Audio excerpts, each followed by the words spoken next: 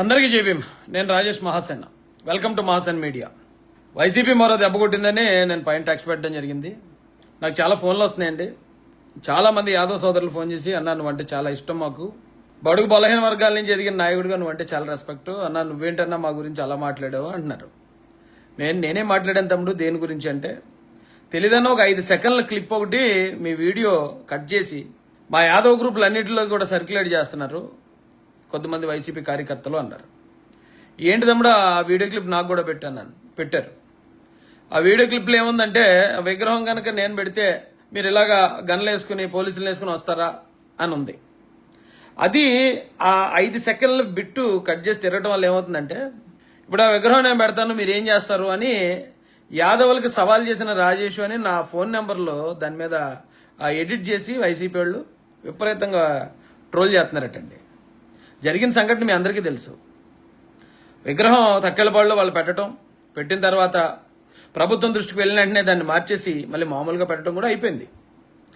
అయితే నేనెందుకు మాట్లాడానంటే, అక్కడికి మరి వైసీపీ పంపించింది ఆయనకి ఆయన వెళ్ళినట్టు తెలీదు. ఒక యాదవ్ సామాజిక వర్గం నుంచి ఒక వ్యక్తి ఆ తక్కెలపాడు వెళ్ళి అక్కడ వాదన పెట్టుకున్నాడు. దానికి నేనేమన్నానంటే, ఏమంటే మీరు వెళ్తే ఇది పద్ధతి కాదు, ఒకవేళ మీరు అక్కడికి వెళ్ళారు, అక్కడ ఏదైనా గొడవ అయితే అది 2 కులాల మధ్యలో గొడవగా మారిపోతుంది కదా. మీరు వెళ్ళటం ప్రాపర్గా ఏఎంఆర్ ఆఫీస్కి వెళ్ళొచ్చు, కలెక్టర్ ఆఫీస్కి వెళ్ళొచ్చు, కోర్టుకి వెళ్ళొచ్చు, లేదా మీరు డైరెక్ట్గా లోకేష్ గారిని కలవచ్చు, చంద్రబాబు నాయుడు గారిని కలవచ్చు. ఏమంటే అక్కడ అది కరెక్ట్ కాదని మీరు తీయించండి వాళ్ళు సానుకూలంగా స్పందించేవాళ్ళు కదా. మీరు ఈ విషయాన్ని మళ్ళీ ప్రెస్ మీట్ పెట్టి చంద్రబాబు నాయుడు గారిని, లోకేష్ గారిని, పార్టీని, చంద్రబాబు నాయుడు గారి సామాజిక వర్గాన్ని ఎందుకు అంత విమర్శలు చేస్తున్నారు? అది కరెక్ట్ కాదని ఒక అధికార ప్రతినిధిగా బాధ్యతగా నేను ఖండించాను. వాళ్ళు బాగానే ఉన్నారు. దీన్ని వైసీపీ వాళ్ళు ముక్క కట్ చేసి, వాళ్ళ వైసీపీ ముందు ఏం ట్రై చేసిందండి, తెలుగుదేశం పార్టీకి యాదవులకి మధ్యలో గొడవ పెడదామని ట్రై చేసింది, లేదా యాదవులకి కమ్మస్కి గొడవ పెడదామని ట్రై చేసింది. ఆ రెండు అవ్వపోయేటప్పటికి ఇప్పుడు మొత్తం ఆ డిష్ యాంటీనా మొత్తం నా వైపు తిప్పేసి నా వీడియోని మొత్తం వాళ్ళు వైరల్ చేయడం ద్వారా వాళ్ళు ఆ వీడియో విన్న ప్రతి ఒక్కరికి అది అపార్థంగానే ఉంటుంది. నా మీద వేళ కొత్త కాదండి, స్టార్టింగ్ నుంచి నా మీద జరిగిన దాడే ఇది. నేను కూడా అలసిపోతున్నాను ఒక రకంగా చెప్పాలంటే. ఎందుకంటే నాకు కరెక్ట్గా ఎమ్మెల్యే టికెట్ ఇచ్చినప్పుడే రాజేష్ 7 సంవత్సరాల క్రితం అలా అన్నాడు ఇలాగ అన్నాడని ఆ మొక్కల్ని కట్ చేసి ఎడిట్ చేసి పెట్టారు. చంద్రబాబు నాయుడు గారి మాటలని కట్ చేసి ఎడిట్ చేసి పెట్టారండి. లోకేష్ గారి మాటలను కట్ చేసి ఎడిట్ చేసి పెట్టారు.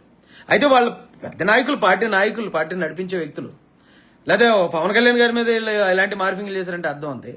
కానీ నా మీద కూడా పార్టీ వ్యవస్థ మొత్తం కలిసి పనిచేస్తుందండి. యాదవ్ సోదరులందరికీ చెప్తున్నాను, అన్నలో తమ్ముళ్ళు, ఎప్పుడూ యాదవులతో నాకు ఎటువంటి ఇబ్బంది లేదు. నేను వాళ్ళని ఏమన్నది లేదు, వాళ్ళు నన్నేమన్నది కూడా లేదు. ఒకవేళ నేను ఒక వ్యక్తిని టార్గెట్ చేసి మాట్లాడాను అంటే అతను కులానికి యాదవుడు కావచ్చు, కానీ అది రాజకీయం. అతను రాజకీయ పార్టీకి చెందిన వ్యక్తి, నేను రాజకీయ పార్టీకి చెందిన వ్యక్తిగా అది రాజకీయంగా మేము మాట్లాడుకున్న మాటలే తప్ప ఈ వైసీపీ వాళ్ళు ట్రోల్ చేస్తున్నట్టు, వైసీపీ వాళ్ళు దీన్ని తప్పుదారి పట్టిస్తున్నట్టు అక్కడ కులం గురించో మతం గురించో లేదు. అక్కడ విగ్రహం దేవుడి రూపంలో ఉన్న విగ్రహం మానవులకు పెట్టకూడదు అనేది మీ వాదన. వాస్తవం. ఆ వాదన గవర్నమెంట్ కన్సిడర్ చేసింది, గవర్నమెంట్ గౌరవించింది. నేను మాట్లాడినప్పుడు కూడా నా స్నేహితులు యాదవ్లు అని చెప్పాను. పల్లా శ్రీనివాస్ యాదవ్ గారి గురించి, ఒక యనమల రామకృష్ణుడు గారి గురించి, ఒక తలసాని శ్రీనివాస్ యాదవ్ గారి గురించి, ఈ తెలుగుదేశం పార్టీలో యాదవ్లు అంత గొప్ప స్థానంలో ఉంటారు, టాప్లో ఉంటారని చెప్పుకొచ్చాను నేను. అవన్నీ వదిలేశారు. ఆ విగ్రహం ఒకవేళ నాలాంటోడు, అది కూడా ఎందుకని చెప్తాను. ఇప్పుడు ఇతను ఇక్కడి నుంచి వెళ్ళిన ఆ యాదవ సామాజిక వర్గానికి చెందిన వ్యక్తి తక్కెళ్ళపాడు వెళ్ళాడు కదా, అక్కడ పెట్టింది తెలుగుదేశం పార్టీ వాళ్ళు, లేకపోతే అక్కడ కమ్మ కులస్తులు ఉన్నారని ఆయన పంపించారు అక్కడికి. ఎందుకంటే ఏదో ఘర్షణ జరగకపోదు, ఏ చిన్న ఘర్షణ ఒక్క మాట తూలినా సరే ఇదిగో కమ్మోళ్ళు యాదవుల్ని ఇలాగ అవమానించారనేది మళ్ళీ ప్రచారం చేద్దామని వైసీపీ నాకు తెలిసి కెమెరాలన్నీ పెట్టుకుని ఉంటుంది దూరంగా. అక్కడ దేవుడు ఏ గొడవ జరగలేదు. అప్పుడు నేనేమన్నానంటే, వాళ్ళు ఒకవేళ కమ్మాస్ కాబట్టి వాళ్ళు ఎలాగా వాళ్ళని ఏమన్నా అంటే, వాళ్ళు ఏదైనా ఒక మాట అంటే అది అధికార పార్టీకి ఇబ్బంది అవుతుంది అనే పరిస్థితిలో మీరు దాన్ని అడ్వాంటేజ్ తీసుకుని వెళ్ళారు. కానీ ఒకవేళ నాలాంటోడు కనుక విగ్రహం పెట్టుంటే కానీ మీరు అలాగ వస్తారా, మిమ్మల్ని అలా పంపిస్తారా, వెనకాల పంపించే వైసీపీ వాళ్ళన్నా అలా పంపిస్తారా అనే ఉద్దేశంలో అన్నానండి. అయితే రాజకీయంలో సహజం వాదనలు, విమర్శలు, ప్రతి విమర్శలు కామన్. అది దాన్ని కులానికి ఆపాదించేస్తారండి. గతంలో కూడా నేను వైసీపీలో ఉన్నప్పుడే ఎవరో జనసేన కార్యకర్తలు విమర్శించిన దానికి నేను జనసేన కార్యకర్తలు అన్నదాన్ని అదే వైసీపీ కట్ చేసి దగ్గర పెట్టుకుని నాకు ఎమ్మెల్యే టికెట్ వచ్చినప్పుడు కాపుల్ని దూషించాను రాజేష్ మహాసేన్ అని. నేను కాపులకి ఎంతో అనుకూలంగా ఉండి ఎంతో స్నేహంగా ఉండే వ్యక్తిని. కాపునాడు మీటింగ్లకి నన్ను గెస్ట్గా పిలుస్తారు.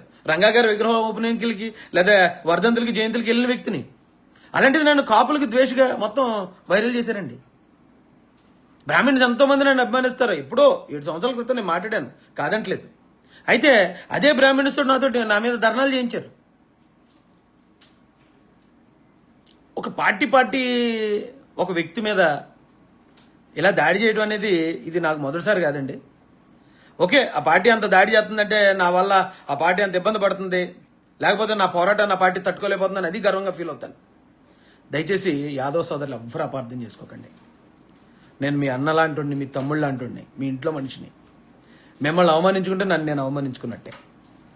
దయచేసి అన్నదమ్ములు అందరూ అర్థం చేసుకోండి. వైసీపీ చేతని కుట్రలో ఆ ఎడిటింగ్ వీడియోలు ఏవైతే ఉన్నాయో, ఎడిట్ చేసి మార్పు చేసిన వీడియోలు అలాంటివి ఏమి నమ్మకండి. ఒకవేళ మీకు డౌట్ ఉంటే నేను 2 రోజుల క్రితం మాట్లాడిన వీడియో, ఫుల్ వీడియో 50 నిమిషాల వీడియో అందులోనే ఉంది. ఎక్కడన్నా నేను సామాజిక వర్గం గురించి కానీ లేకపోతే మరి ఏ విషయంలో ఎవరన్నా అవమానకరంగా మాట్లాడితే మీరు చెప్పండి, నేను దాన్ని మీరు ఏం చేయమంటే చేస్తాను. కానీ ఇప్పుడు నేను అధికార ప్రతినిధిగా ఉన్నాను. పార్టీ మీద ఎవరన్నా విమర్శలు చేస్తున్నప్పుడు మాట్లాడాల్సిన బాధ్యత నాది, ఖండించాల్సిన బాధ్యత నాది, కౌంటర్ చేయాల్సిన బాధ్యత నాది. ఇప్పుడు నేను ఎవరో ఒకళ్ళు ఇప్పుడు ఒక ఆయన ఈవేళ ఒక యాదవ్ సోదరుడు వచ్చి టీడీపీని విమర్శించాడు. నేను ఆయన్ని తిరిగి కౌంటర్ చేస్తే యాదవ్ని అవమానించినట్టండి. రేపు ఒక రెడ్డి సోదరుడు వచ్చి మాట్లాడతాడు, నేను ఆయన్ని కౌంటర్ చేస్తే రెడ్డిలందరినీ నేను అవమానించినట్ట? ఒక వ్యక్తి మాట్లాడిన మాటలకి ఒక కులానికి ఎలాగ ఆపాదిస్తున్నారో నాకు అర్థం కాలేదు. కానీ దయచేసి యాదవ్ సోదరులందరూ అన్యదా భావించవద్దు, నన్ను అపార్థం చేసుకోవద్దు. అది వైసీపీ చేస్తున్న కన్నింగ్ కుట్ర తప్ప మరొకటి కాదు. ఓకేనండి, థ్యాంక్ యూ వెరీ మచ్. అవకాశం ఉంటే వీడియోని షేర్ చేయండి. యాదవ్ సోదరులు ఎవరెవరు ఉన్నారో వాళ్ళు ఎవరైతే అపార్థం చేసుకున్నారో వాళ్ళకి ఇది పంపించండి. నేను హార్ట్ఫుల్గా చెప్తున్నాను. ఎక్కడ నేను ఎప్పుడు యాదవుల గురించే కాదండి, కాపుల గురించి కూడా నేను ఎక్కడెక్కడ చెడ్డగా మాట్లాడలేదు. రెడ్ల గురించి కూడా ఈవెన్ నేను జగన్ రెడ్డి గారితో పోరాడడం తప్ప రెడ్ల గురించి కూడా నేను ఎక్కడో ఒక కమ్యూనిటీని ఇచ్చేసి మాట్లాడలే. నేను గత 7 సంవత్సరాలు 8 సంవత్సరాల క్రితం నేను వాళ్ళు విమర్శించిన కమ్యూనిటీ అంటే ఏదైనా ఉందంటే అది బ్రాహ్మిన్సే. వాళ్ళకి ఆల్రెడీ నేను క్షమాపణ చెప్పాను, వాళ్ళు నన్ను అర్థం చేసుకున్నారు. వాళ్ళని తప్ప మరి ఏ కులాన్ని కూడా ఎప్పుడు నేను కులాన్ని టార్గెట్ చేసి విమర్శించలేదండి. రాజకీయంగా ఒక నాయకుడు మాట్లాడితే ఇటు నుంచి ఇంకో నాయకుడు మాట్లాడతారు. ఇప్పుడు నన్ను చాలా మంది విమర్శిస్తూ ఉంటారు, చాలా మంది తిడతా ఉంటారు. అందుకని నన్ను దళితుని కాబట్టి నా కులాన్ని మొత్తం తిట్టారని నేను ఎప్పుడు క్లెయిమ్ చేసుకోనండి. ఎందుకంటే అవును నేను ఫైట్ చేస్తాను కాబట్టి ఎదుట మేము ఫైట్ చేస్తారని తీసుకుంటాను. కానీ దాన్ని కులానికి ఆపాదించే పరిస్థితి మాత్రం ఎప్పుడు ఉండకూడదు. రాజకీయం ఇలాంటి రాజకీయం చూస్తుంటే మనసు అసలు బాగుంటలేదండి. నిజంగానే చాలా బాధగా అనిపిస్తుంది. ఎందుకంటే నేను ఏ మాట మాట్లాడినా దాన్ని తప్పుగా చిత్రీకరించడానికి ఒక పార్టీ దాని వ్యవస్థ, దాని ఐటీ సెల్ ఎంత పెద్ద కుట్రలు జరుగుతూ ఉంటే ఎక్కడ తట్టుకోవాలి? అలా బాధగా అనిపిస్తుంది. అంటే డైరెక్ట్గా ఫైట్ చేస్తే బాగుండు. ఒకవేళ వైసీపీ మీద నేను ఫైట్ చేస్తున్నాను, వాళ్ళ బండారం నేను బయట పెడతా ఉంటాను. నేనేమో తప్పులు చేశానా? నా బండారం బయట పెట్టండి. నేను ఎవరితో అక్రమ సంబంధాలు పెట్టుకున్నానా? బయట పెట్టండి. నేను ఎవరి దగ్గర డబ్బులు తీసుకుని అక్రమ వసూళ్లకు పాల్పడ్డానా? బయట పెట్టండి. గవర్నమెంట్ వచ్చి 1.5 year అవుతుంది. కనీసం ఎక్కడన్నా ఏ ఇసుకలో కానీ లేదా ఏ లెక్కర్లో కానీ లేకపోతే ఏదన్నా ఆ చిన్న ఉద్యోగాల విషయంలో కానీ ఎందులో నా ఇన్వాల్వ్మెంట్ ఉందా? బయట పెట్టండి.